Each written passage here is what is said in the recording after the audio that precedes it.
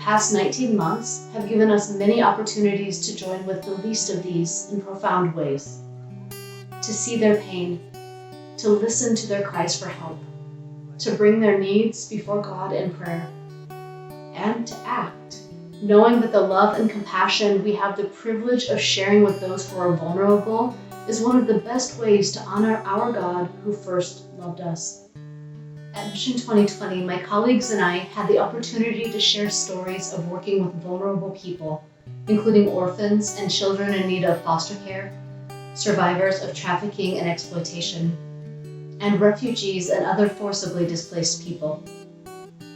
We had no idea that shortly after the conference, our world would face a global pandemic that threatened to push vulnerable people even further into the margins, making this world more dangerous than it already was for them. The week after I returned home from Mission 2020, I began hearing stories of how COVID-19 was already impacting migrants and refugees in Italy, where my family served as missionaries. Many lived in communal housing and worked jobs that put them at high risk of COVID infection. Then, as lockdown measures began in Italy, they also lost their ability to gather for worship together. When we reached out to them to ask them what they needed, the first answer was an opportunity to pray and worship together.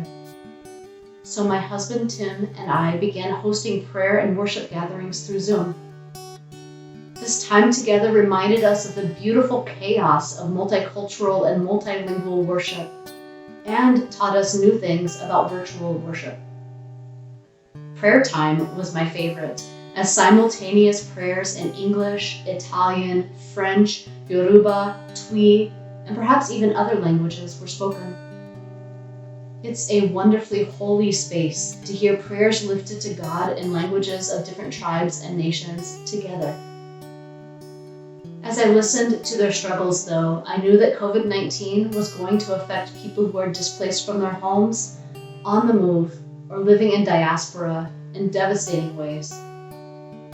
So much of my ministry since the beginning of COVID has been focused on raising awareness of the issues of global displacement and migration, the impact of COVID-19 on displaced people, including refugees, and inviting all levels of the RCA to put God's love for those seeking refuge into action, both locally and globally.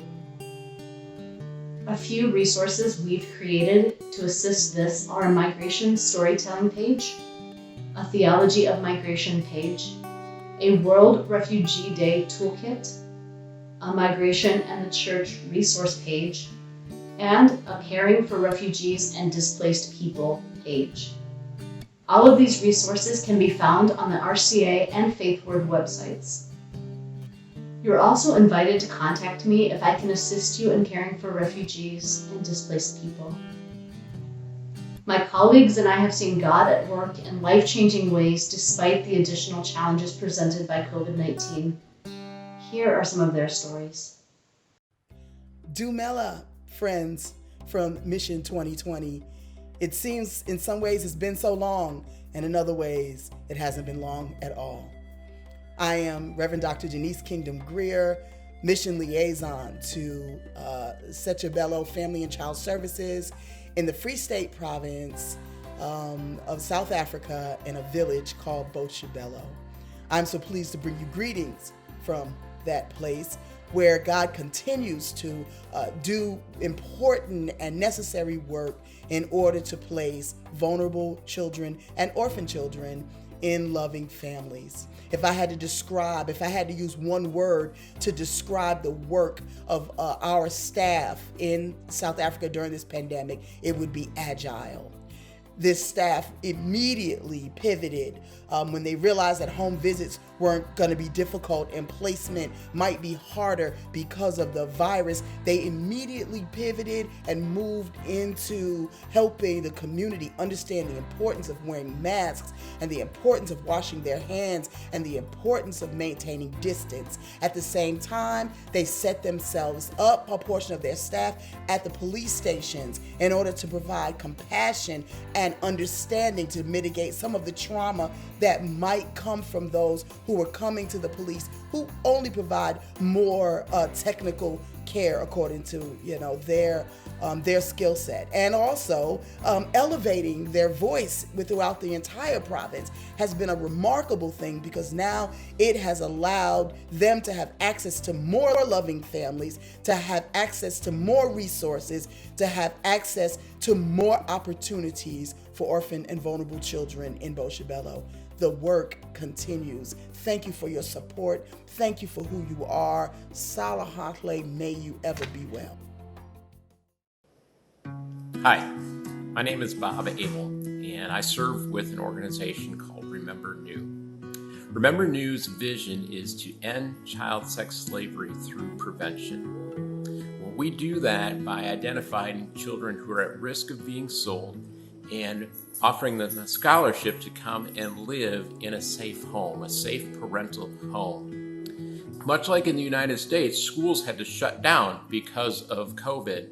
But unlike the United States, many of the countries did not have the ability to do e-learning or online learning.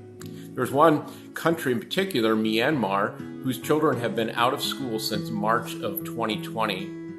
There simply is not the internet connectivity and resources to be able to do online learning there.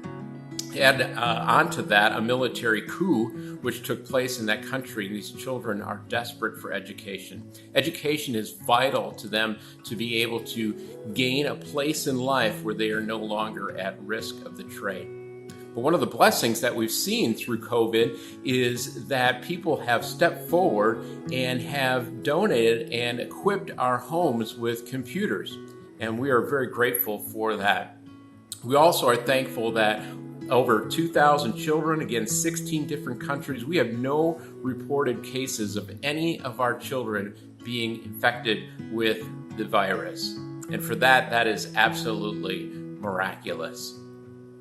We've seen the generosity of people in incredible ways, from donating the computers, as I talked about, but also continuing to support the children. Our concern, perhaps like many churches in the United States, was that people were going to stop giving. But what we found was completely the opposite. People not only continued to give, but more people gave in different ways. And for that, we were able to not have to turn away any child or any children that were currently in our homes from being able to live that life where they have physical, emotional, spiritual, and educational, to best of our ability, care. As I'm recording this video, the news of devastating events in Haiti and Afghanistan are unfolding, and they are yet two more reminders that we as Christians are called to be ambassadors for Christ in a broken and hurting world so loved by God. We invite you to do so by supporting the work of RCA Global Mission and join us in serving vulnerable people around the world. Thank you.